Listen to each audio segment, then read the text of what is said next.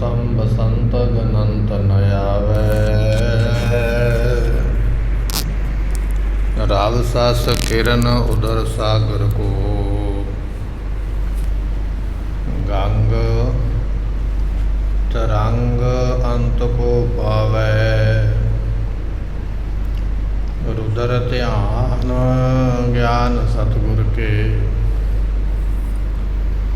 काव जन भल उन्हें जो गावै। भले अमरदास गुण तेरे, तेरी उपमा तोहे बन आवे।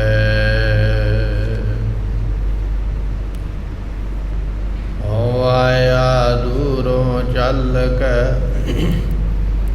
मैं तकी तो सरनाए जियो।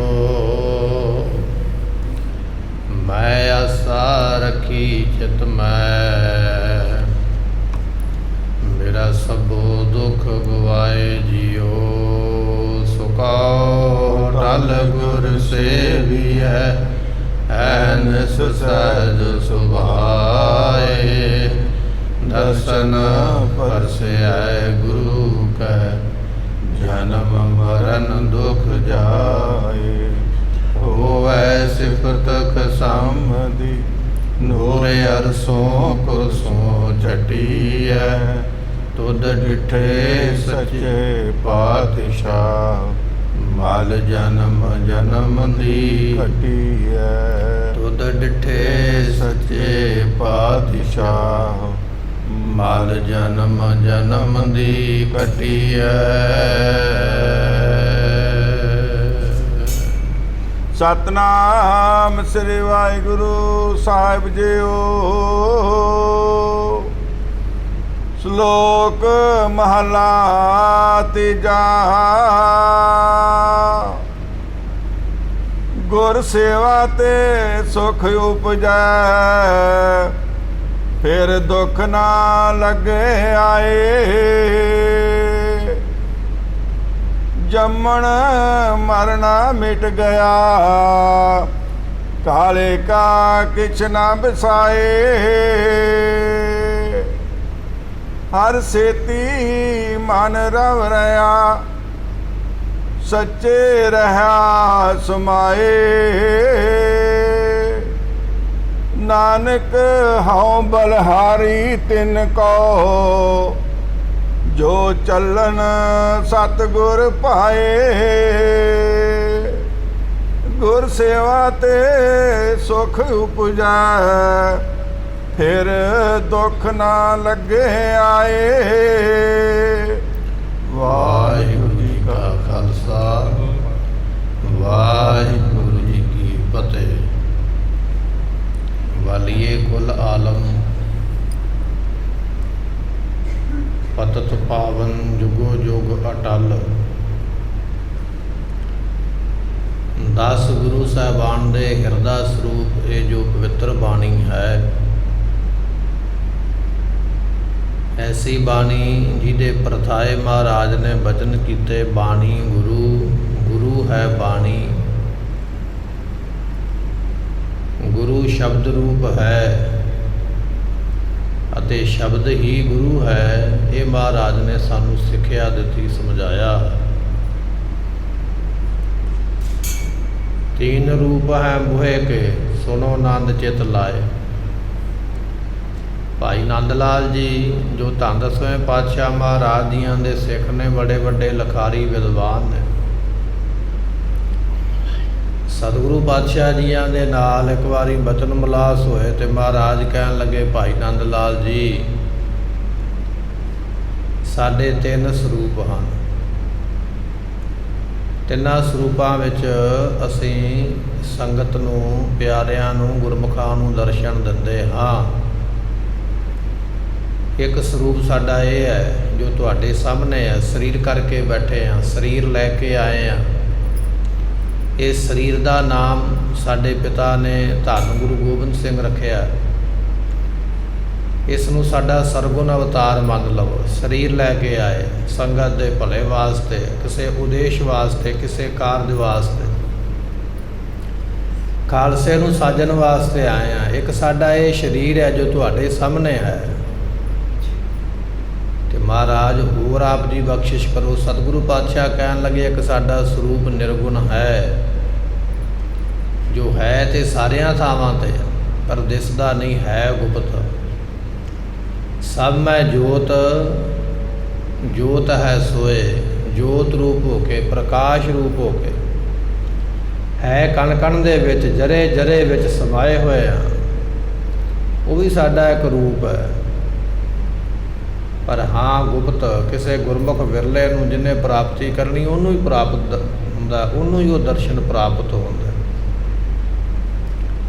ਜਲ ਥਲ ਮਹੀਲ ਪੂਰਿਆ ਸੁਆਮੀ ਸਿਰਜਣਹਾਰ। ਜਲਾਂ ਵਿੱਚ, ਥਲਾਂ ਵਿੱਚ, ਸਾਰਿਆਂ ਥਾਵਾਂ ਤੇ ਸੁਆਮੀ ਜੋ ਅਕਾਲ ਪੁਰਖ ਨਿਰੰਕਾਰ ਹੈ। ਤੇ ਪਾਤਸ਼ਾਹ ਮਹਾਰਾਜ ਕਹਿਣ ਲੱਗੇ ਤੀਜਾ ਸਾਡਾ ਸਰੂਪ ਹੈ ਗੁਰ ਸ਼ਬਦ, ਗੁਰੂ ਦਾ ਸ਼ਬਦ, ਗੁਰੂ ਦੀ ਸਿੱਖਿਆ, ਗੁਰੂ ਦਾ ਉਪਦੇਸ਼। ਤੇ ਗੁਰੂ ਦਾ ਸ਼ਬਦ ਕੀ ਹੈ? ਗੁਰੂ ਦਾ ਸ਼ਬਦ ਹੈ ਵਾਹਿਗੁਰੂ ਮੰਤਰ। ਤੇ ਸਤਿਗੁਰੂ ਪਾਤਸ਼ਾਹ ਕਹਿਣ ਲੱਗੇ ਸਾਡਾ ਤੀਜਾ ਰੂਪ ਹੈ ਵਾਹਿਗੁਰੂ ਕਹਿਣਾ, ਵਾਹਿਗੁਰੂ ਜਪਣਾ, ਵਾਹਿਗੁਰੂ ਸੁਣਨਾ, ਵਾਹਿਗੁਰੂ ਸ਼ਬਦ ਦਾ ਧਿਆਨ ਧਾਰਨ ਕਰਨਾ, ਗੁਰਬਾਣੀ ਦਾ ਪਾਠ ਕਰਨਾ, ਗੁਰਬਾਣੀ ਦਾ ਪਾਠ ਸਰਵਨ ਕਰਨਾ, ਗੁਰਬਾਣੀ ਨੂੰ ਗੁਰੂ ਦਾ ਰੂਪ ਜਾਣ ਕੇ ਦਰਸ਼ਨ ਕਰਨੇ। ਕਹਿਣ ਲੱਗੇ ਇਹ ਸਾਡਾ ਤੀਜਾ ਰੂਪ ਹੈ। ਤੀਨ ਰੂਪ ਹੈ ਮੋਹੇ ਕੇ, ਸਾਡੇ ਤਿੰਨ ਰੂਪ ਨੇ। ਸੁਨੋ ਆਨੰਦ ਚਿਤ ਲਾਏ ਹੈ ਭਾਈ ਨੰਦ ਲਾਲ ਜੀ, ਆਪਣਾ ਮਨ ਟਿਕਾ ਕੇ ਬਚਨ ਸਾਡੇ ਸੁਣ ਲਓ। ਨਿਰਗੁਣ ਸਰਗੁਣ ਗੁਰ ਸ਼ਬਦ, ਨਿਰਗੁਣ ਵੀ ਸਾਡਾ ਹੀ ਰੂਪ ਹੈ, ਸਰਗੁਣ ਵੀ ਸਾਡਾ ਹੀ ਰੂਪ ਹੈ, ਤੇ ਗੁਰੂ ਦਾ ਸ਼ਬਦ, ਗੁਰੂ ਦਾ ਉਪਦੇਸ਼ ਵੀ ਉਹ ਵੀ ਸਾਡਾ ਹੀ ਰੂਪ ਹੈ। ਇਹਨਾਂ ਤਿੰਨਾਂ ਰੂਪਾਂ ਦੇ ਵਿੱਚ ਅਸੀਂ ਸੰਸਾਰ ਵਿੱਚ ਵਿਚਰਦੇ ਹਾਂ, ਸੰਸਾਰ ਨੂੰ ਦਰਸ਼ਨ ਦਿੰਦੇ ਹਾਂ। ਇਹ ਸਤਿਗੁਰਾਂ ਨੇ ਬਖਸ਼ਿਸ਼ ਕੀਤੀ ਹੈ। ਬਚਨ ਆਪਾਂ ਸਰਵਨ ਕਰ ਰਹੇ ਸੀ। ਬਾਣੀ ਗੁਰੂ, ਗੁਰੂ ਹੈ ਬਾਣੀ, ਗੁਰੂ ਬਾਣੀ ਸਰੂਪ ਹੈ, ਨਾਮ ਰੂਪ ਹੈ, ਨਾਮ ਗੁਰੂ ਰੂਪ ਹੈ। ਐਸੇ ਸਤਿਗੁਰਾਂ ਦੀ ਬਾਣੀ ਸੁਣਨ ਵਾਸਤੇ, ਪੜ੍ਹਨ ਵਾਸਤੇ, ਦਰਸ਼ਨ ਕਰਨ ਵਾਸਤੇ ਆਪ ਸੰਗਤਾਂ ਅੰਮ੍ਰਿਤ ਵੇਲੇ ਤੋਂ ਗੁਰੂ ਦਰਬਾਰ ਵਿੱਚ ਸ਼ਿਸ਼ੋਭਤ ਹੋ ਕੇ ਸਤਿਗੁਰਾਂ ਦੀ ਬਾਣੀ ਸਰਵਨ ਕਰਕੇ ਲਾਹੇ ਪ੍ਰਾਪਤ ਕਰ ਰਹੇ ਸੀ। ਆਓ ਗੁਰੂ ਦੇ ਸ਼ਬਦ ਦੀ ਵਿਚਾਰ ਨੂੰ ਸਰਵਨ ਕਰੀਏ। ਸਤਿਗੁਰੂ ਕੀ ਉਪਦੇਸ਼ ਦਿੰਦੇ ਜਿਹਦੇ ਨਾਲ ਸਾਡਾ ਭਲਾ ਹੋ ਸਕਦਾ ਹੈ। ਮਿਲ ਕੇ ਆਖੀਏ ਸਤਨਾਮ ਸ੍ਰੀ ਵਾਹਿਗੁਰੂ ਸਾਹਿਬ ਜੀ। ਸਤਨਾਮ ਸ੍ਰੀ ਵਾਹਿਗੁਰੂ ਸਾਹਿਬ ਜੀਓ। ਸ਼ਲੋਕ ਮਹਲਾ ਤੀਜਾ। ਤੀਸਰੇ ਪਾਤਸ਼ਾਹ ਸਾਹਿਬ ਗੁਰੂ ਅਮਰਦਾਸ ਮਹਾਰਾਜ ਜੀਆਂ ਦਾ ਇਹ ਸ਼ਲੋਕ, ਇਹ ਜੋ ਸ਼ਬਦ ਹੈ ਸਾਨੂੰ ਪ੍ਰਾਪਤ ਹੋ ਰਿਹਾ ਹੈ 551 ਅੰਗ ਦੇ ਉੱਪਰ। ਅਖੀਰਲਾ ਇਹ ਸ਼ਬਦ 651 ਅੰਗ ਦੇ ਉੱਪਰ ਅਖੀਰਲਾ ਇਹ ਜੋ ਸ਼ਬਦ ਹੈ ਮਹਾਰਾਜ ਸਾਹਿਬ ਜੀਆਂ ਨੇ ਬਖਸ਼ਿਸ਼ ਕੀਤਾ ਹੈ। ਧੰਨ ਗੁਰੂ ਅਮਰਦਾਸ ਮਹਾਰਾਜ ਸਾਹਿਬ ਜੀ ਪਵਿੱਤਰ ਉਪਦੇਸ਼ ਬਖਸ਼ਿਸ਼ ਕਰਦੇ ਹਨ। ਗੁਰ ਸੇਵਾ ਤੇ ਸੁਖ ਉਪਜੇ। ਸਤਿਗੁਰੂ ਪਾਤਸ਼ਾਹ ਕਹਿਣ ਲੱਗੇ ਭਾਈ ਗੁਰੂ ਦੀ ਸੇਵਾ ਕਰਕੇ ਨਾ ਤਮਾਮ ਸੁਖ ਪੈਦਾ ਹੁੰਦੇ। ਤਮਾਮ ਸੁਖ ਜਿਹੜੇ ਸੇਵਾ ਵਿੱਚੋਂ ਮਿਲ ਜਾਂਦੇ। ਜਿਨ੍ਹਾਂ ਨੇ ਸੇਵਾ ਕੀਤੀ ਹੈ, ਜਿਨ ਹਰ ਸੇਵਿਆ ਤਿਨ ਪਾਇਆ ਮਾਨ। ਜਿਨ੍ਹਾਂ ਨੇ ਗੁਰੂ ਦੀ ਸੇਵਾ ਪਰਮੇਸ਼ਰ ਰੂਪ ਕਰਕੇ ਕੀਤੀ ਹੈ, ਪਰਮੇਸ਼ਰ ਰੂਪ ਜਾਣ ਕੇ ਤਿਨ ਪਾਇਆ ਮਾਨ, ਉਹਨਾਂ ਨੂੰ ਮਾਨ ਮਿਲਿਆ, ਵਡਿਆਈ ਮਿਲੀ ਹੈ, ਅਦਗਤਾ ਮਿਲੀ ਹੈ, ਅੱਗੇ ਤੋਂ ਅੱਗੇ ਚੜ੍ਹਦੀ ਕਲਾ ਹੀ ਪ੍ਰਾਪਤ ਹੋਈ ਹੈ। ਗੁਰੂ ਸੇਵਾ ਵਿੱਚ ਕੋਈ ਘਾਟਾ ਨਹੀਂ ਕਿਸੇ ਗੱਲ ਦਾ।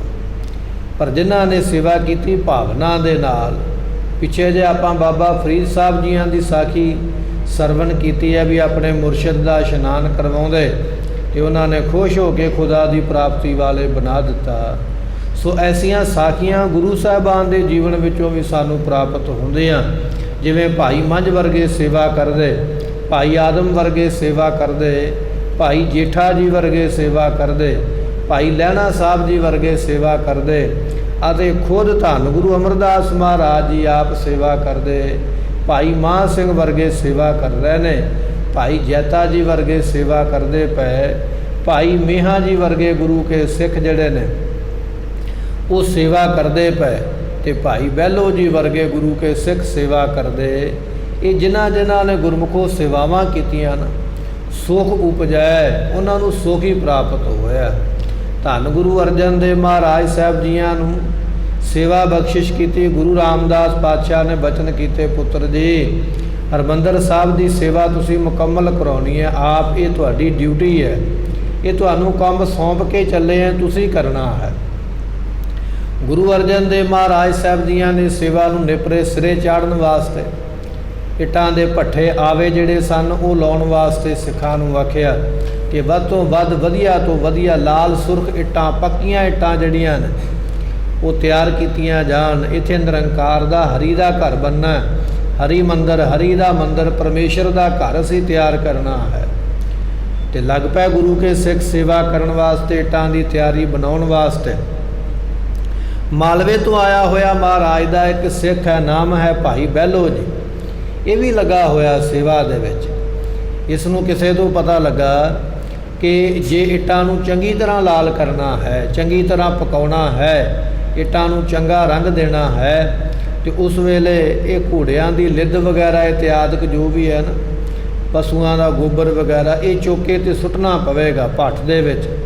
ਉਹਦੇ ਨਾਲ ਅੱਗ ਹੋਰ ਜਿਹੜੀ ਹੈ ਉਹ ਬਲੇਗੀ ਤੇ ਇੱਟਾਂ ਹੋਰ ਲਾਲ ਹੋ ਜਾਣਗੇ।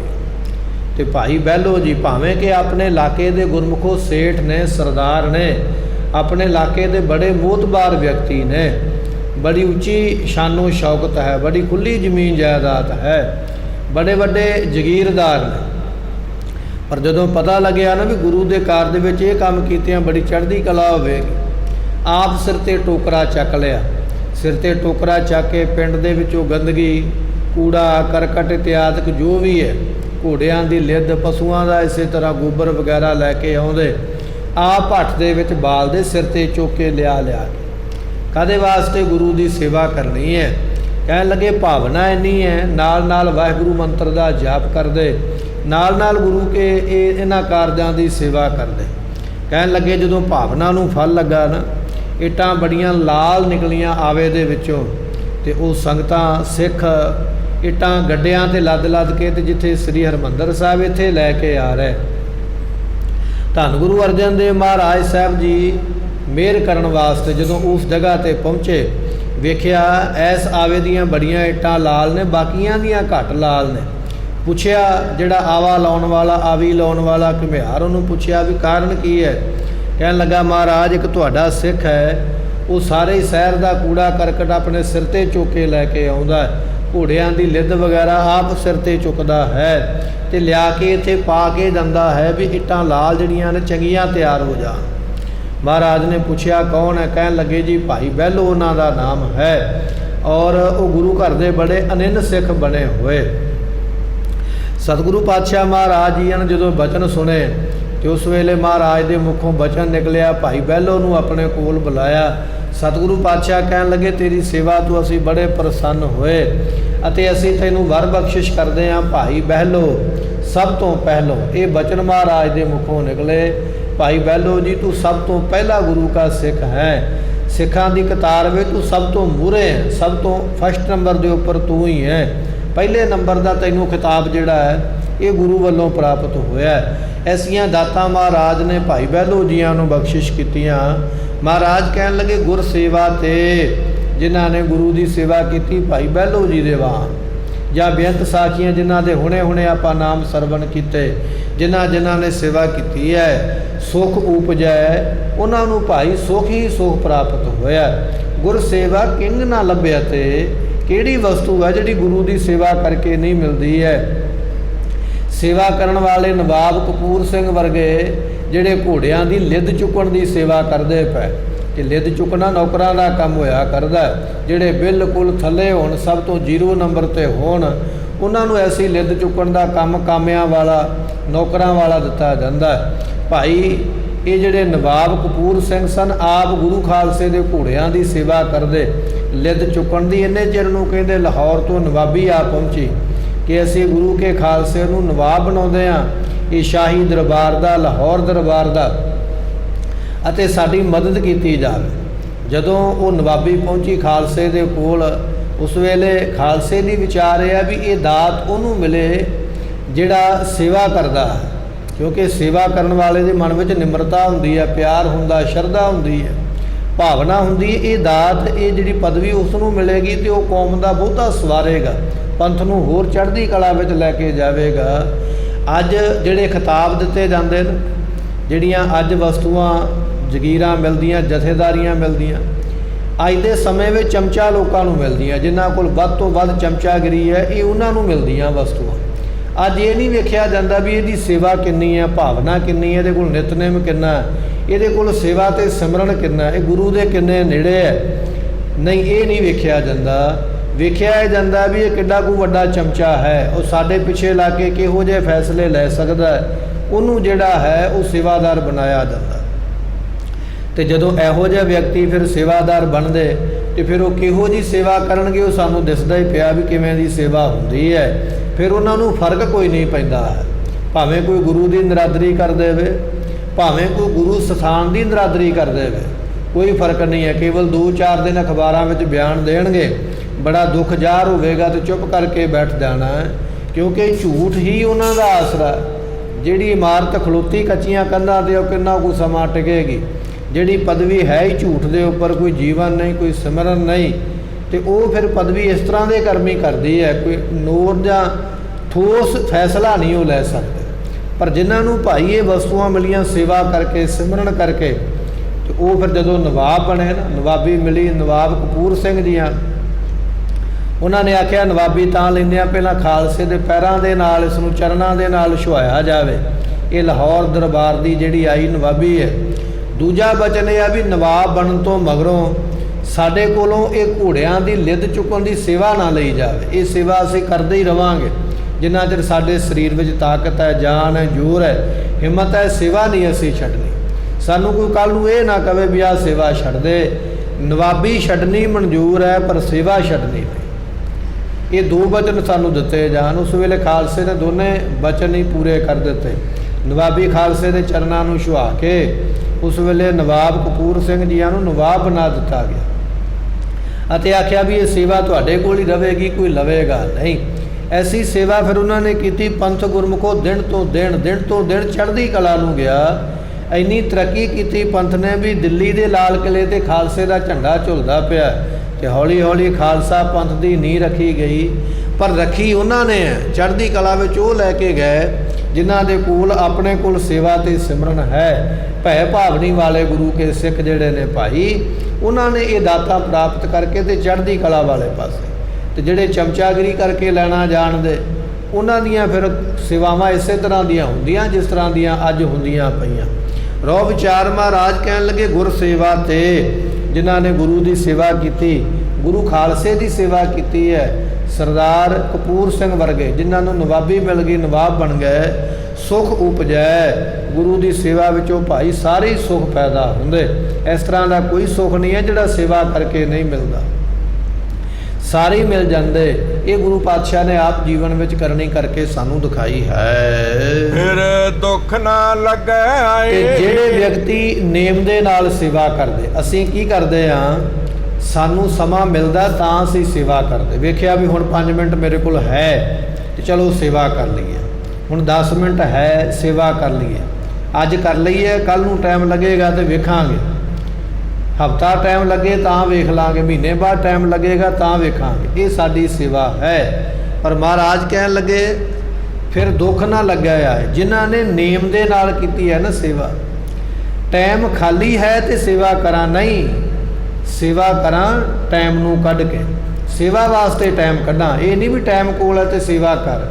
ਸੇਵਾ ਕਰਨੀ ਹੈ, ਉਹਦੇ ਵਾਸਤੇ ਟਾਈਮ ਲਾ। ਤੇ ਸੇਵਾ ਨੇਮ ਦੇ ਨਾਲ ਹੋਵੇ। ਨੇਮ ਇੱਕ ਸਮੇਂ ਮੁਤਾਬਕ ਹੋਵੇ, ਹਰ ਰੋਜ਼ ਹੋਵੇ, ਰੋਜ਼ਾਨਾ ਹੋਵੇ। ਐਸੀ ਸੇਵਾ ਜਿਨ੍ਹਾਂ ਨੇ ਕੀਤੀ ਹੈ ਤੇ ਇਹ ਸੇਵਾ ਦੇ ਪੂਰਨੇ ਪਾਏ ਧੰਨ ਗੁਰੂ ਅਮਰਦਾਸ ਮਹਾਰਾਜ ਨੇ ਖੁਦ। 12 ਸਾਲ ਪਾਣੀ ਦੀ ਸੇਵਾ, ਇੱਕੇ ਸਮੇਂ ਇੱਕੇ ਟਾਈਮ, ਭਾਵੇਂ ਸਿਆਲ ਹੈ ਤੇ ਭਾਵੇਂ ਗਰਮੀ ਹੈ, ਭਾਵੇਂ ਮੀਂਹ ਹੈ ਤੇ ਭਾਵੇਂ ਕੁਝ ਵੀ ਮੌਸਮ ਹੈ, ਪਰ ਉਹ ਸੇਵਾ ਦੇ ਟਾਈਮ ਦੇ ਵਿੱਚ ਫਰਕ ਨਹੀਂ ਪਿਆ, ਨਾਗਾ ਨਹੀਂ ਪਿਆ। ਮਹਾਰਾਜ ਕਹਿਣ ਲੱਗੇ ਫਿਰ ਦੁੱਖ ਨਾ ਲੱਗਿਆ ਹੈ ਜਿਨ੍ਹਾਂ ਨੇ ਸੇਵਾ ਨੇਮ ਦੇ ਨਾਲ ਕੀਤੀ ਹੈ, ਇੱਕ ਸਮੇਂ ਔਰ ਹਰ ਰੋਜ਼ ਕੀਤੀ ਭਾਵਨਾ ਦੇ ਨਾਲ। ਐਸੇ ਨੇਮੀ ਪ੍ਰੇਮੀ ਗੁਰਮੁਖ ਜਿਹੜੇ ਸੇਵਾ ਕਰਨ ਵਾਲੇ, ਉਹਨਾਂ ਨੂੰ ਫਿਰ ਕਿਸੇ ਤਰ੍ਹਾਂ ਦਾ ਕੋਈ ਦੁੱਖ ਜਿਹੜਾ ਨਾ ਇਸ ਜੀਵਨ ਦੇ ਵਿੱਚ, ਨਾ ਪਰਲੋਕ ਦੇ ਵਿੱਚ ਕਿਸੇ ਤਰ੍ਹਾਂ ਦਾ ਕੋਈ ਦੁੱਖ ਨਹੀਂ ਆਉਂਦਾ ਹੈ। ਜੰਮਣ ਮਰਨਾ ਮਿਟ ਗਿਆ। ਇਹ ਸੇਵਾ ਗੁਰਮੁਖੋ ਇੰਨੀ ਮਹਾਨ ਹੈ ਕਿ ਜੰਮਣਾ ਤੇ ਮਰਨਾ ਮਿਟ ਜਾਂਦਾ, ਜੰਮਣ ਮਰਨਾ ਖਤਮ ਹੋ ਜਾਂਦਾ। ਗੁਰ ਸੇਵਾ ਤੇ ਭਗਤ ਕਮਾਈ, ਤਬੇ ਮਾਨਸ ਦੇਹੀ ਪਾਈ। ਇਸ ਦੇਹੀ ਕੋ ਸਿਮਰੈ ਦੇਵ, ਸੋ ਦੇਹੀ ਭਜ ਹਰ ਕੀ ਸੇਵ। ਭਜੋ ਗੋਬਿੰਦ ਭੂਲ ਮਤ ਜਾਹੋ, ਮਾਨਸ ਜਨਮ ਕਾ ਇਹੀ ਲਾਹੋ। ਇਹ ਮਹਾਰਾਜ ਦੇ ਬਚਨ ਨੇ ਭਾਈ। ਸਤਿਗੁਰੂ ਪਾਤਸ਼ਾਹ ਕਹਿਣ ਲੱਗੇ ਜੰਮਣ ਮਰਨਾ ਮਿਟ ਗਿਆ। ਸੇਵਾ ਕਰਨ ਵਾਲਿਆਂ ਦਾ ਜੰਮਣਾ ਤੇ ਮਰਨਾ ਖਤਮ ਹੋ ਗਿਆ। ਬਹੁਰ ਹਮ ਕਾਹੇ ਆਵੇਂਗੇ, ਉਹਨਾਂ ਨੇ ਨਿਧੜਕ ਹੋ ਕੇ ਚੜ੍ਹਦੀ ਕਲਾ ਵਿੱਚ ਆਖਿਆ ਹੁਣ ਨਹੀਂ ਸੀ ਆਵਾਂਗੇ। ਸੰਸਾਰ ਵਿੱਚ ਜਨਮ ਲੈ ਕੇ ਸਾਡਾ ਜੰਮਣਾ ਮਰਨਾ ਮੁੱਕ ਗਿਆ, ਖਤਮ ਹੋ ਗਿਆ ਹੈ। ਐਸੀ ਦਾਤ ਜਿਨ੍ਹਾਂ ਨੂੰ ਸੇਵਾ ਵਿੱਚੋਂ ਮਿਲੀ ਹੈ। ਕਾਲੇ ਕਾ ਕਿਛ ਨਾ ਬਸਾਏ। ਗੁਰਮੁਖੋ ਕਾਲੇ ਨਾਮ ਸਮੇਂ ਦਾ, ਸਮਾਂ ਦੇ ਵੀ ਵਸ ਉਹਨਾਂ ਤੇ ਨਹੀਂ ਚੱਲਦਾ। ਆਪਣੀ ਮਰਜ਼ੀ ਦੇ ਨਾਲ ਆਉਂਦੇ ਨੇ, ਮਰਜ਼ੀ ਨਾਲ ਚਲੇ ਜਾਂਦੇ। ਹਰ ਕੇ ਸੇਵਕ ਜੋ ਹਰ ਭਾਏ, ਤਿਨ ਕੀ ਕਥਾ ਨਿਰਾਰੀ ਦੇ। ਰੱਬ ਦਿਆਂ ਭਗਤਾਂ ਦੀ ਵੱਖਰਾ ਹੀ ਕਥਾ ਵਿਖਿਆਨ, ਵੱਖਰਾ ਹੀ ਉਹਨਾਂ ਦੇ ਨਿਯਮ ਨੇ, ਵੱਖਰੇ ਹੀ ਉਹਨਾਂ ਦੇ ਕਾਨੂੰਨ ਨੇ। ਆਵੇ ਨਾ ਜਾਵੇ ਨਾ ਕਬਹੂ ਮਰਤੇ। ਆਪਣੀ ਮਰਜ਼ੀ ਨਾਲ ਜਦੋਂ ਚਾਹੁਣ ਆ ਸਕਦੇ ਦੁਨੀਆ ਤੇ, ਜਦੋਂ ਚਾਹੁਣ ਦੁਨੀਆ ਤੋਂ ਜਾ ਸਕਦੇ। ਕਾਲ ਦਾ, ਸਮੇਂ ਦਾ ਉਹਨਾਂ ਉੱਪਰ ਕੋਈ ਪ੍ਰਭਾਵ ਨਹੀਂ। ਸਤਿਗੁਰੂ ਪਾਤਸ਼ਾਹ ਕਹਿਣ ਲੱਗੇ ਕਾਲੇ ਕਾ ਕਿਛ ਨਾ ਬਸਾਏ। ਸਮੇਂ ਦਾ ਵਸ ਉਹਨਾਂ ਗੁਰਮੁਖਾਂ ਤੇ ਚੱਲਦਾ ਨਹੀਂ। ਐਸੀਆਂ ਦਾਤਾਂ ਪ੍ਰਾਪਤ ਹੁੰਦੀਆਂ, ਫਿਰ ਬਖਸ਼ਿਸ਼ ਕਰਦੇ ਹਨ। ਜੰਮਣ ਮਰਨਾ ਮਿਟ ਗਿਆ, ਕਾਲੇ ਕਾ ਕਿਛ ਨਾ ਬਸਾਏ। ਸਤਿਗੁਰੂ ਪਾਤਸ਼ਾਹ ਕਹਿਣ ਲੱਗੇ ਕਾਲ ਨਾਮ ਗੁਰਮੁਖੋਂ ਮੌਤ ਦਾ ਵੀ ਹੈ, ਕਾਲ ਨਾਮ ਜਮਾਂ ਦਾ ਵੀ ਹੈ। ਇਹ ਜਮਾਂ ਦਾ ਵਸ ਚੱਲਦਾ ਹੀ ਨਹੀਂ ਉਹਨਾਂ ਦੇ ਉੱਪਰ ਜਿਨ੍ਹਾਂ ਨੇ ਸੇਵਾ ਕੀਤੀ ਹੈ। ਨਾਲ ਨਰਾਇਣ ਮੇਰਾ ਜਮਦੂਤ, ਨਾ ਆਵੈ ਨੇਰੇ। ਐਸੀਆਂ ਦਾਤਾਂ ਪ੍ਰਾਪਤ ਹੋ ਜਾਂਦੀਆਂ। ਇਹ ਜਮਾਂ ਦਾ ਵੀ ਜ਼ੋਰ ਉਹਨਾਂ ਗੁਰਮੁਖਾਂ ਦੇ ਅੱਗੇ ਚੱਲਦਾ ਨਹੀਂ ਹੈ। ਹਰ ਸੇਤੀ ਮਨ ਰਵ ਰਿਹਾ। ਜਿਨ੍ਹਾਂ ਦਾ ਮਨ ਹਰੀ ਪ੍ਰਮਾਤਮਾ ਦੇ ਨਾਲ ਰਵ ਰਹੀਏ ਕਹੀਏ ਮਿਲਿਆ ਹੋਇਆ, ਜਿਨ੍ਹਾਂ ਦਾ ਮਨ ਮਿਲ ਗਿਆ ਨਾ ਪਰਮੇਸ਼ਰ ਦੇ ਨਾਲ, ਆਪਣੇ ਮਨ ਨੂੰ ਜਿਨ੍ਹਾਂ ਨੇ ਮਿਲਿਆ ਹੈ। ਸੱਚੇ ਰਹਾ ਸਮਾਏ। ਉਹ ਗੁਰਮੁਖ ਜਿਹੜੇ ਨੇ ਸੱਚੇ ਅਕਾਲ ਪੁਰਖ ਦੇ ਵਿੱਚ ਹੀ ਸਮਾ ਜਾਂਦੇ, ਭੇਦ ਹੋ ਜਾਂਦੇ, ਲੀਨ ਹੋ ਜਾਂਦੇ, ਉਹਦਾ ਰੂਪ ਹੀ ਹੋ ਜਾਂਦੇ। ਹਰ ਹਰ ਜਨ ਦੁਈ ਏਕ ਹੈ, ਬਿਬ ਵਿਚਾਰ ਕੇ ਸ਼ਨਾਹੇ। ਐਸੀਆਂ ਦਾਤਾਂ ਉਹਨਾਂ ਨੂੰ ਪ੍ਰਾਪਤ ਹੁੰਦੀਆਂ ਹਨ।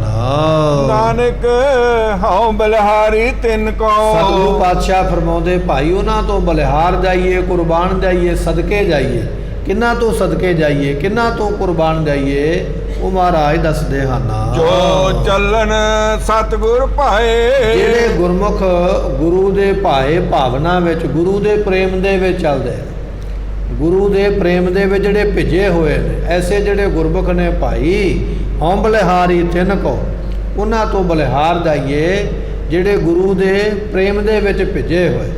ਤੇ ਭਾਏ ਤੋਂ ਭਾਵ ਜਿਹੜਾ ਭਾਣਾ ਹੈ ਗੁਰੂ ਦਾ, ਜਿਨ੍ਹਾਂ ਨੇ ਗੁਰੂ ਦੇ ਭਾਣੇ ਨੂੰ ਮੰਨਿਆ ਹੈ, ਭਾਣੇ ਵਿੱਚ ਰਹਿ ਨੇ। ਤੇਰਾ ਕੀਆ ਮੀਠਾ ਲੱਗੈ, ਐਸੀ ਅਵਸਥਾ ਜਿਨ੍ਹਾਂ ਦੀ ਬਣ ਗਈ ਹੈ, ਉਹ ਜਿਹੜੇ ਗੁਰਮੁਖ ਨੇ ਭਾਈ। ਸੋ ਭਾਵਨਾ ਵਾਲੇ, ਗੁਰੂ ਦੇ ਹੁਕਮ ਵਿੱਚ ਰਹਿਣ ਵਾਲੇ ਭਾਈ, ਉਹਨਾਂ ਤੋਂ ਬਲਿਹਾਰ ਜਾਈਏ, ਕੁਰਬਾਨ ਜਾਈਏ, ਸਦਕੇ ਜਾਣਾ ਕਰੀਏ। ਜੋ ਐਸੀਆਂ ਦਾਤਾਂ ਮਹਾਰਾਜ ਸਾਹਿਬ ਜੀ ਦੀਆਂ ਉਹਨਾਂ ਨੂੰ ਪ੍ਰਾਪਤ ਹੋਈਆਂ ਹਨ। ਮਹਲਾ ਤੀਜਾ ਬਿਨ ਸ਼ਬਦ ਸੁਧ ਨਾ ਹੋਵਈ। ਗੁਰੂ ਸ਼ਬਦ ਤੋਂ ਬਿਨਾ, ਗੁਰੂ ਉਪਦੇਸ਼ ਤੋਂ ਬਿਨਾ, ਗੁਰੂ ਦੀ ਸਿੱਖਿਆ ਲੈਣ ਤੋਂ ਬਿਨਾ ਸੁਧ ਨਾ ਹੋਵਈ। ਇਹ ਮਨ ਕਦੇ ਸਾਫ਼ ਨਹੀਂ ਹੁੰਦਾ। ਭਾਵੇਂ ਕੋਈ ਕਿੰਨਾ ਵੀ ਇਹ ਗੱਲ ਕਹੀ ਜਾਵੇ ਵੀ ਮੇਰਾ ਮਨ ਬੜਾ ਸਾਫ਼ ਹੈ, ਪਰ ਇਹ ਗੱਲ ਹੀ ਹੈ, ਕੇਵਲ ਮਨ ਸਾਫ਼ ਕੋਈ ਨਹੀਂ ਹੈ। ਕਿਤੇ ਸਮਾਂ ਆਵੇਗਾ ਨਾ ਤੈਨੂੰ ਦਾ ਲਾਉਣ ਦਾ, ਉਦੋਂ ਪਤਾ ਲੱਗੇਗਾ ਵੀ ਤੇਰਾ ਮਨ ਕਿੰਨਾ ਕੁ ਸਾਫ਼ ਹੈ। ਸਾਡਾ ਮਨ ਉਨਾ ਚਿਰ ਸਾਫ਼ ਹੈ ਜਿੰਨਾ ਚਿਰ ਦਾ ਨਹੀਂ ਲੱਗਦਾ। ਜਦੋਂ ਦਾ ਲੱਗਾ ਉਦੋਂ ਅਸੀਂ ਇਹ ਨਹੀਂ ਵੇਖਣਾ ਵੀ ਇਹ ਸਾਫ਼ ਹੈ ਕਿ ਕਾਲਾ ਹੈ, ਝੱਟ ਦਾ ਲਾਉਣ ਦੀ ਗੱਲ ਕਰਾਂਗੇ। ਮਹਾਰਾਜ ਕਹਿਣ ਲੱਗੇ ਬਿਨ ਸ਼ਬਦ ਹੈ, ਗੁਰੂ ਉਪਦੇਸ਼ ਬਿਨਾ ਇਹ ਮਨ ਕਦੇ ਸਾਫ਼ ਨਹੀਂ ਹੋ ਸਕਦਾ। ਇਹ ਗੱਲ ਪੱਲੇ ਬੰਨ੍ਹ ਲਾ। ਇਸ ਕਰਕੇ ਗੁਰੂ ਧਾਰਨ ਕਰਨਾ ਹੀ ਪੈਣਾ ਹੈ। ਗੁਰੂ ਦੇ ਦੱਸੇ ਹੋਏ ਰਸਤੇ 'ਤੇ ਵੀ ਚੱਲਣਾ ਪੈਣਾ ਹੈ। ਪਰ ਜਿੰਨਾ ਚਿਰ ਗੁਰੂ ਦੇ ਉਪਦੇਸ਼ ਨੂੰ ਧਾਰਨ ਨਹੀਂ ਨਾ ਕਰਦਾ, ਗੁਰੂ ਦੇ ਸ਼ਬਦ ਨੂੰ ਕਮਾਈ ਨਹੀਂ ਕਰਦਾ, ਉਹਨਾਂ ਚਿਰ ਸੁੱਧ ਨਾ ਹੋਵੇ। ਇਹ ਨਾ ਤੇਰਾ ਤਨ ਤੇ ਨਾ ਮਨ, ਇਹਨਾਂ ਦੋਨਾਂ ਨੇ ਸੁੱਧ ਨਹੀਂ ਹੋਣਾ, ਸਾਫ਼ ਨਹੀਂ ਹੋਣਾ ਹੈ। ਅਨੇਕ ਕਰੈ ਸ਼ਿੰਗਾਰ। ਭਾਵੇਂ ਕਿੰਨੇ ਵੀ ਸ਼ਿੰਗਾਰ ਕਰ ਲਾ। ਕਿਹੜੇ ਸ਼ਿੰਗਾਰ ਕਰਨੇ ਨੇ? ਕਰਮਾਂ ਦੇ ਸ਼ਿੰਗਾਰ।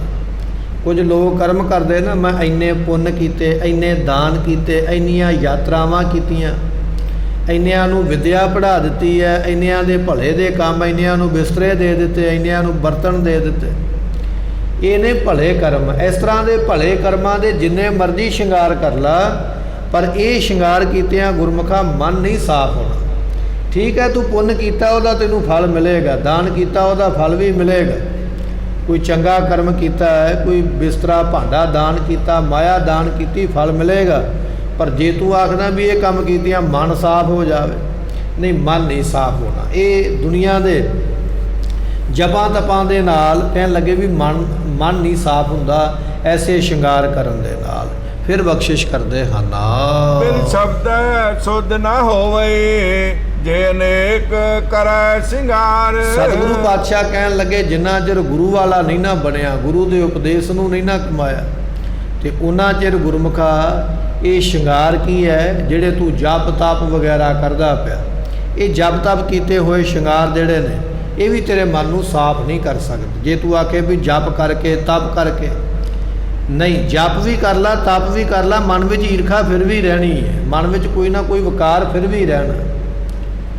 ਦੁਨੀਆ ਦੇ ਵਿੱਚ ਇੱਕ ਵਿਅਕਤੀ ਹੋਇਆ ਅਤੇ ਬੜਾ ਜਪੀ ਹੈ, ਬੜਾ ਤਪੀ ਹੈ, ਨਾਮ ਹੈ ਦੁਰਵਾਸ਼ਾ ਰਿਖੀ। ਹੁਣ ਦੁਰਵਾਸ਼ਾ ਰਿਖੀ ਨੇ ਕਹਿੰਦੇ ਜਾਪ ਇੰਨਾ ਕੀਤਾ, ਤਪ ਇੰਨਾ ਕੀਤਾ, ਜਿਹਨੂੰ ਉਹ ਸ਼ਰਾਪ ਦਿੰਦਾ ਨਾ ਝੱਟ ਹੀ ਪੂਰਾ ਹੋ ਜਾਂਦਾ ਉਸੇ ਵੇਲੇ। ਇੰਨਾ ਜਪੀ ਤਪੀ ਹੈ, ਜਿਹਦੀ ਮੂੰਹ ਦੀ ਗੱਲ ਨਿਕਲੀ ਉਸੇ ਵੇਲੇ ਪੂਰੀ ਹੁੰਦੀ ਹੈ। ਕਿੰਨਾ ਜਪ ਤੇ ਕਿੰਨਾ ਤਪ ਹੈ। ਪਰ ਕਹਿਣ ਲੱਗੇ ਇੱਕ ਵਾਰੀ ਨਾ ਅਮਰੀਕ ਨਾਮ ਦੇ ਭਗਤ ਨੇ ਬੁਲਾ ਲਿਆ ਇਹਨਾਂ ਨੂੰ ਵੀ ਆਓ ਮੇਰੇ ਕੋਲ ਆਓ, ਮੇਰੇ ਘਰ ਆਓ। ਕਾਹਦੇ ਵਾਸਤੇ? ਕਿ ਮੈਂ ਜੱਗ ਸ਼ੁਰੂ ਕਰਨਾ ਹੈ, ਤੁਸੀਂ ਆਓ। ਕਿਉਂਕਿ ਉਸ ਵੇਲੇ ਉਹ ਬੜੇ ਪੂਜਨੀਕ ਸਨ, ਭਗਵਾਨ ਕ੍ਰਿਸ਼ਨ ਦੇ ਗੁਰੂ ਲੱਗਦੇ ਸਨ, ਬੜੇ ਪੂਜਨੀਕ ਨੇ। ਆਓ ਮੈਂ ਜੱਗ ਸ਼ੁਰੂ ਕਰਨਾ ਹੈ, ਮੇਰੇ ਆ ਕੇ ਤੁਸੀਂ ਇਸ ਸਮਾਗਮ ਦੇ ਵਿੱਚ ਤੁਸੀਂ ਸ਼ੁਰੂਆਤ ਕਰੋ। ਬੜਾ ਸਤਿਕਾਰ ਦਿੱਤਾ ਭਗਤ ਅਮਰੀਕ ਜੀਆਂ ਨੇ। ਕਹਿਣ ਲੱਗੇ ਸੱਦਾ ਸੁਣ ਕੇ ਆ ਤੇ ਗਏ, ਪਰ ਮਨ ਦੇ ਵਿੱਚ ਕਪਟ ਹੈ, ਛਲ ਹੈ। ਕਪਟ ਕਰਕੇ ਜਾਣ ਬੁੱਝ ਕੇ ਜਦੋਂ ਪਤਾ ਲੱਗਾ ਨਾ ਵੀ ਇਸ ਵੇਲੇ ਜੱਗ ਸ਼ੁਰੂ ਹੋਣਾ, ਐਵੇਂ ਚਲੇ ਗਿਆ ਨਦੀ ਤੇ ਮੈਂ ਪਾਣੀ ਪੀ ਆਵਾਂ, ਮੈਂ ਪੰਜ ਇਸ਼ਨਾਨਾ ਕਰ ਆਵਾਂ, ਕੋਈ ਬਹਾਨਾ ਲਾ ਲਿਆ। ਜਾ ਕੇ ਨਦੀ ਦੇ ਕੰਢੇ ਬੈਠੇ ਰਹੇ।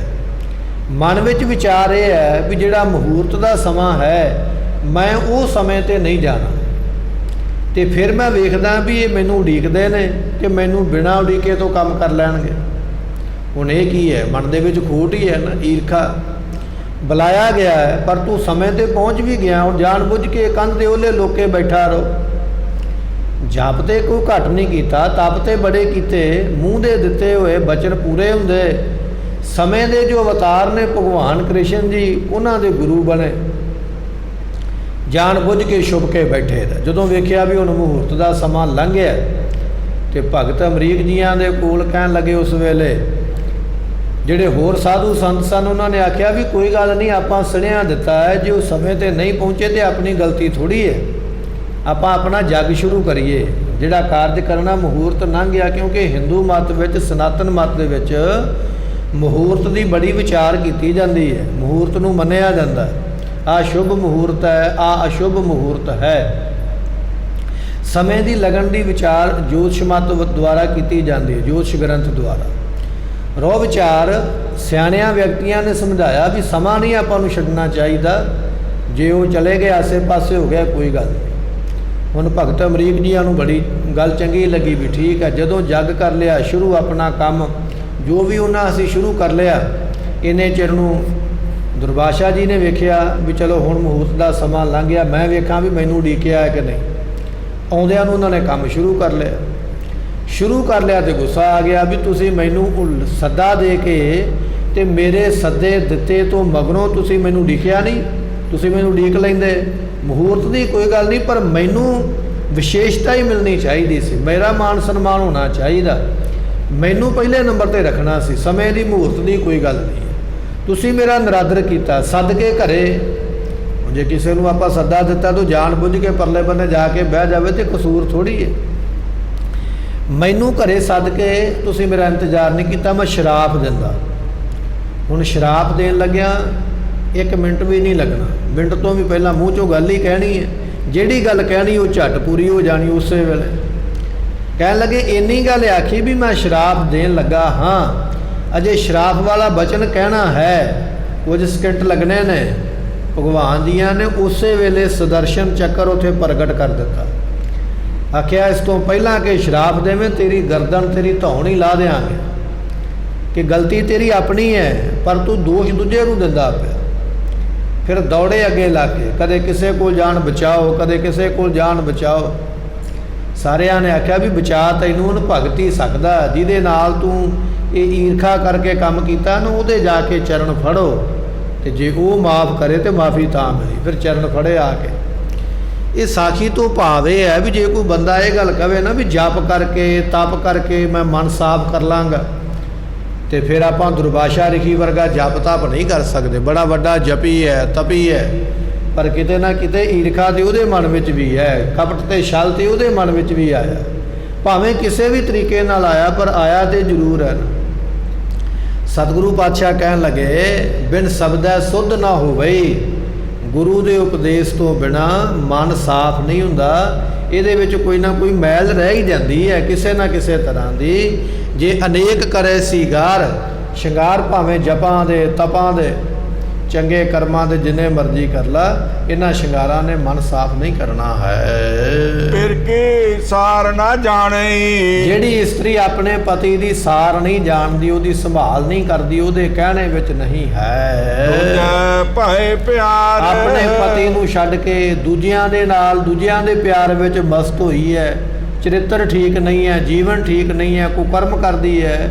ਕਹਿਣ ਲੱਗੇ ਇਸ ਤਰ੍ਹਾਂ ਦੀ ਜਿਹੜੀ ਇਸਤਰੀ ਹੈ, ਸਾਕ ਸੁਧ ਸਾਕ ਲਖਣੀ, ਉਸ ਨੂੰ ਕੀ ਆਖਿਆ ਜਾਂਦਾ ਹੈ? ਸਾਕ ਸੁਧ। ਸੁਧ ਤੋਂ ਭਾਵ ਹੁੰਦਾ, ਦੁਨੀਆ ਆਖਦੀ ਇਹ ਤੇ ਅਪਵਿੱਤਰ ਹੈ, ਇਹ ਤੇ ਮਲੀਨ ਹੈ। ਆਪਣੇ ਧੀ ਪੁੱਤਰ ਨੂੰ ਉਹਦੇ ਕੋਲ ਖੜਨ ਨਹੀਂ ਦਿੱਤਾ ਜਾਂਦਾ। ਲੋਕ ਆਖਦੇ ਵੀ ਇਹਦੇ ਕੋਲ ਨਾ ਖੜਿਓ, ਇਹਦਾ ਚਰਿੱਤਰ ਠੀਕ ਨਹੀਂ। ਜਿਸ ਨੇ ਆਪਣੇ ਪਤੀ ਨੂੰ ਛੱਡਿਆ, ਕੁਕਰਮਾਂ ਵਾਲਾ ਜੀਵਨ ਬਣਾ ਲਿਆ, ਖੋਟਾ ਜੀਵਨ ਕਰ ਲਿਆ, ਥਾਵਾਂ ਥਾਵਾਂ ਤੇ ਜਿੱਥੇ ਨਹੀਂ ਜਾਣਾ ਉੱਥੇ ਵੀ ਤੁਰੀ ਫਿਰਦੀ ਹੈ, ਸਾਕ ਸੁਧ ਕਹਿ ਲਈਏ ਉਹ ਅਪਵਿੱਤਰ ਹੈ। ਤੇ ਦੂਜੇ ਜਿਹੜੇ ਗੁਆਂਢੀ ਨੇ, ਦੂਜੇ ਪਰਿਵਾਰ ਦੇ ਮੈਂਬਰ ਨੇ, ਦੂਜੇ ਹੋਰ ਲੋਕ ਨੇ, ਉਹ ਆਪਣੇ ਧੀ ਨੂੰ ਜਾਂ ਪੁੱਤਰ ਨੂੰ ਸਮਝਾਉਣਗੇ ਵੀ ਇਹਦੇ ਨੇੜੇ ਨਹੀਂ ਖਲੋਣਾ ਹੈ, ਇਹ ਇੰਨੀ ਪਵਿੱਤਰ ਹੈ ਵੀ ਇਹ ਤੁਹਾਨੂੰ ਵੀ ਕੋਈ ਨਾ ਕੋਈ ਦਾਗ ਲਾਵੇਗੀ। ਕਹਿਣ ਲੱਗੇ ਉਹ ਕੁਸੁੱਧ ਹੈ। ਕੁਸੁੱਧ ਤੋਂ ਭਾਵ ਅਪਵਿੱਤਰ। ਸਾਕ ਕੁਲੱਖਣੀ, ਕੁਲੱਖਣੀ ਤੋਂ ਭਾਵ ਹੁੰਦਾ ਖੋਟੇ ਲੱਛਣਾਂ ਵਾਲੀ। ਉਹਨੇ ਮਾੜੀ ਸਲਾਹ ਹੀ ਦੇਣੀ ਹੈ, ਮਾੜੇ ਪਾਸੇ ਹੀ ਆਪਣੀ ਸੰਗਤ ਵਾਲਿਆਂ ਨੂੰ ਪ੍ਰੇਰਨਾ ਹੈ। ਜਿਹੜਾ ਉਹਦੀ ਸੰਗਤ ਵਿੱਚ ਆ ਗਿਆ ਨਾ, ਉਹਨੂੰ ਮਾੜੇ ਪਾਸੇ ਹੀ ਖਿੱਚ ਕੇ ਲੈ ਕੇ ਜਾਵੇਗੀ, ਕਿਉਂਕਿ ਉਹਦਾ ਸੁਭਾਅ ਆਪ ਉਸ ਤਰ੍ਹਾਂ ਦਾ ਹੋ ਗਿਆ। ਤੇ ਫਿਰ ਉਹ ਉਪਦੇਸ਼ ਵੀ ਉਸੇ ਤਰ੍ਹਾਂ ਦੀਆਂ, ਗੱਲਾਂ ਵੀ ਉਸੇ ਤਰ੍ਹਾਂ ਦੀਆਂ ਹੀ ਕਰੇਗੀ।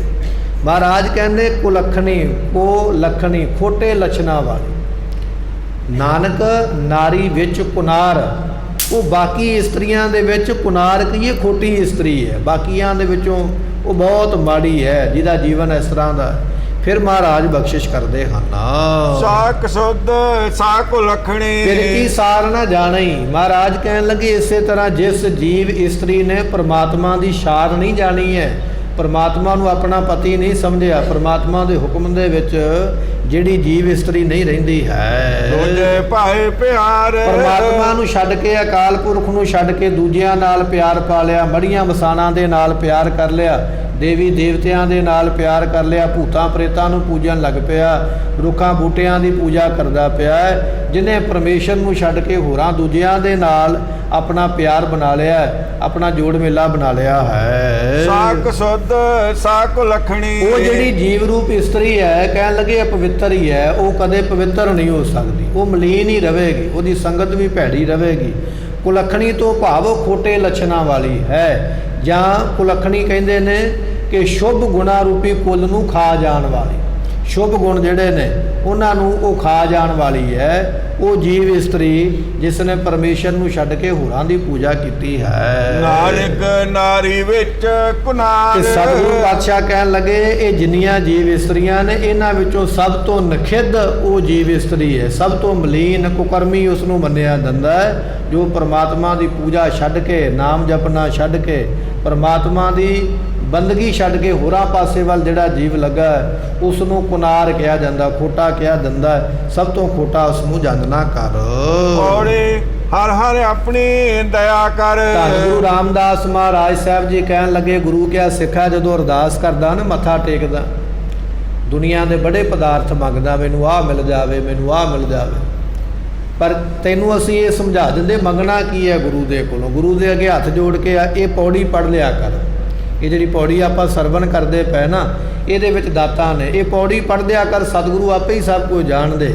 ਪੌੜੀ ਵਿੱਚ ਕੀ ਲਿਖਿਆ ਹੈ? ਹਰ ਹਰ ਆਪਣੀ ਦਇਆ ਕਰ, ਐ ਪਰਮੇਸ਼ਰ ਅਕਾਲ ਪੁਰਖ ਮੇਰੇ ਤੇ ਦਇਆ ਕਰ, ਮੇਰੇ ਤੇ ਕਿਰਪਾ ਕਰ। ਕਿਸ ਗੱਲ ਦੀ ਕਿਰਪਾ ਕਰ?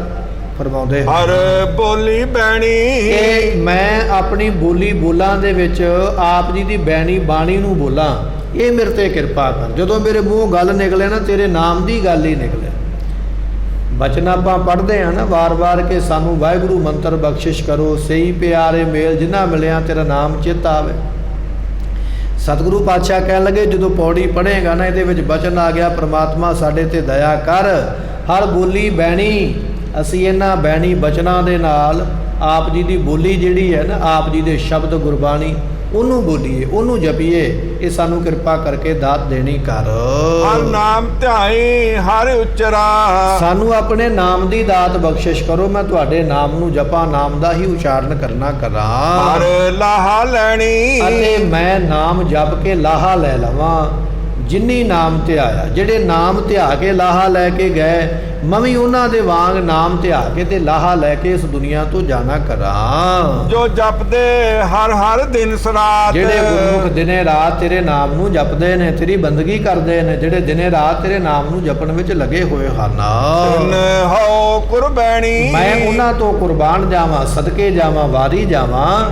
ਇਹ ਦਾਤ ਮੈਨੂੰ ਦੇ। ਇਹ ਸਤਿਗੁਰਾਂ ਗੁਰੂ ਰਾਮਦਾਸ ਮਹਾਰਾਜ ਜੀਆਂ ਨੇ ਪੌੜੀ ਬਖਸ਼ੀ ਹੈ ਕਿ ਜਿਹੜੇ ਤੇਰੇ ਨਾਮ ਜਪਦੇ ਨੇ, ਉਹਨਾਂ ਤੋਂ ਦਿਨੇ ਰਾਤ ਮੈਂ ਕੁਰਬਾਨ ਹੋਣਾ ਕਰਾਂ, ਸਦਕੇ ਹੋਣਾ ਕਰਾਂ। ਜਿਨ੍ਹਾਂ ਸਤਿਗੁਰ ਮੇਰਾ ਪਿਆਰਾ ਰਾਧਿਆ, ਜਿਨ੍ਹਾਂ ਨੇ ਪਿਆਰੇ ਗੁਰੂ ਦੀ ਆਰਾਧਨਾ ਕੀਤੀ ਹੈ, ਗੁਰੂ ਦੇ ਦੱਸੇ ਹੋਏ ਮਾਰਗ ਦੇ ਚੱਲਦਿਆਂ ਜਿਨ੍ਹਾਂ ਨੇ ਨਾਮ ਜਪਿਆ ਹੈ, ਤਿੰਨ ਜਨ ਦੇਖਾ ਨੈਣੀ, ਮੈਂ ਇਹਨਾਂ ਨੇਤਰਾਂ ਦੇ ਨਾਲ ਉਹਨਾਂ ਗੁਰਮੁਖਾਂ ਦੇ ਦਰਸ਼ਨ ਕਰਾਂ। ਇਹ ਮੈਨੂੰ ਦਾਤ ਦਿਓ। ਜਿਹੜੇ ਤੇਰੇ ਨਾਮ ਜਪਦੇ ਪਏ ਨਾ, ਸਾਧੂ ਮਹਾਤਮਾ ਗੁਰਮੁਖ ਗੁਰੂ ਕੇ ਸਿੱਖ, ਉਹਨਾਂ ਦੇ ਦਿਦਾਰੇ ਮੈਨੂੰ ਇਹਨਾਂ ਨੇਤਰਾਂ ਦੇ ਨਾਲ ਹੋਣ।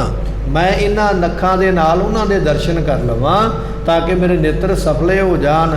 ਨੇਤਰੀ ਸਤਿਗੁਰ ਵੇਖਣਾ, ਨੇਤਰਾਂ ਦੇ ਨਾਲ ਗੁਰੂ ਗ੍ਰੰਥ ਸਾਹਿਬ ਦੇ ਦਰਸ਼ਨ ਕਰਨੇ, ਨੇਤਰਾਂ ਦੇ ਨਾਲ ਗੁਰੂ ਗ੍ਰੰਥ ਸਾਹਿਬ ਦੀ ਬਾਣੀ ਨੂੰ ਪੜ੍ਹਨਾ, ਗੁੜਕਾ ਸਾਹਿਬ ਦੇ ਵਿੱਚੋਂ, ਪੋਥੀ ਦੇ ਵਿੱਚੋਂ। ਇਹ ਮੇਰੇ ਨੇਤਰ ਸਫਲੇ ਹੋ ਜਾਣ।